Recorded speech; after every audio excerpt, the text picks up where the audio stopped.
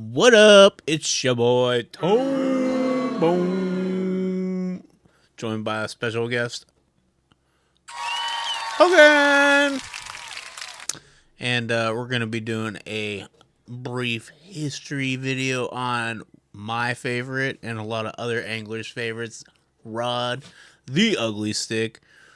We are going to do a semi-deep dive because there was not very much information about it.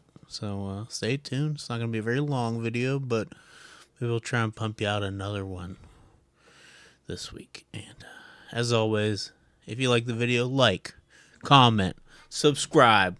You know what to do. Hit the bell. Hit the bell. Love y'all. Peace. That's one ugly stick dude. That's one ugly stick dude. What up? It's your boy Tom Brown, and we're gonna be doing the history of the Ugly Stik. My favorite rod for sure. Durable, reliable. I've had one for so long. I have one that's my grandfather's. That's probably older than most of you children watching this. I'm talking to you, Martin.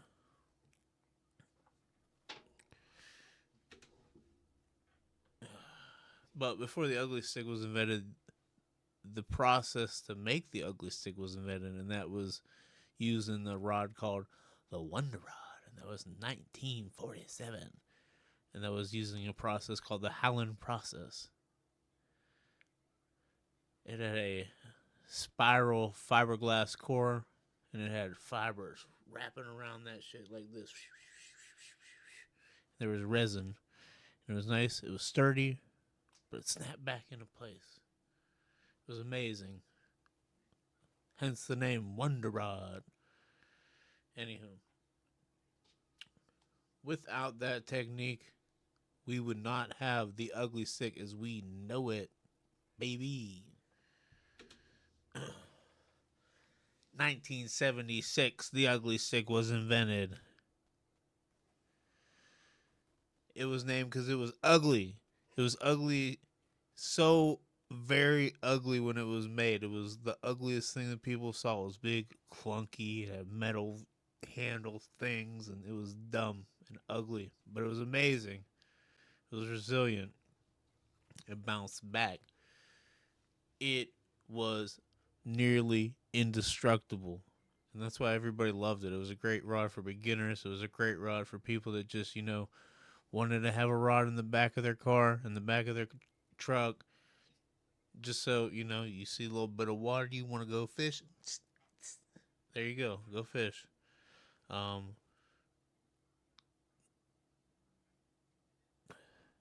original rods were like clear, but you could see the graphite core. It had white and black pinstripes. Nothing too crazy. Pretty ugly. Later on, it switched to the iconic jet black rod with red and yellow basket weave with a clear tip. You gotta love that clear tip.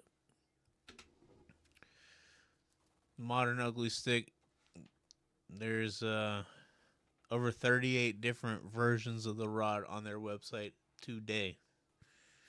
That's where I got most of this information from. Shout out uglystik.com and shout out Wikipedia.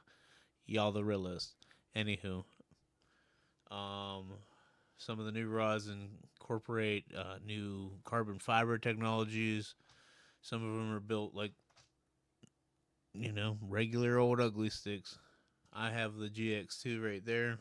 Nothing too crazy. And I also have OG Ugly Stik.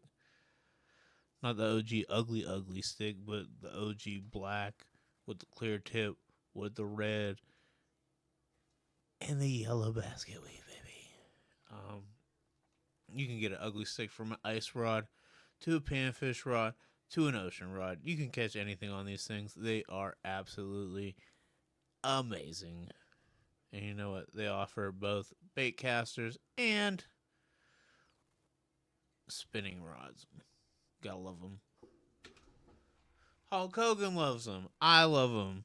America loves them. The Ugly Stik. It's hard pressed to find a rod that you can use as a beginner, an intermediate, an expert, whatever you want. But you know it's going to function the same way every time for years and years. You gotta love them. The Ugly Stik. My favorite rod. Hope you enjoyed. I mean, there wasn't very much information about, you know, the design and the science that they put into it. It was pretty much cut and dry. I got all the information from Wikipedia. You can look it up. Just look up Ugly Stik on Wikipedia. Anywho, I love them. This is not any bashing or anything. Just my pure love for my favorite rod, the Ugly Stik.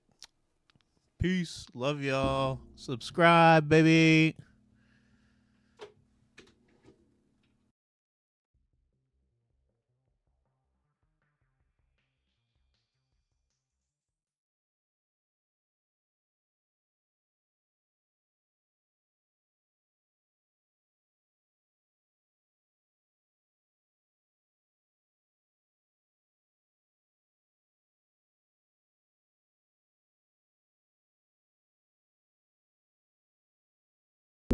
That's one ugly stick, dude.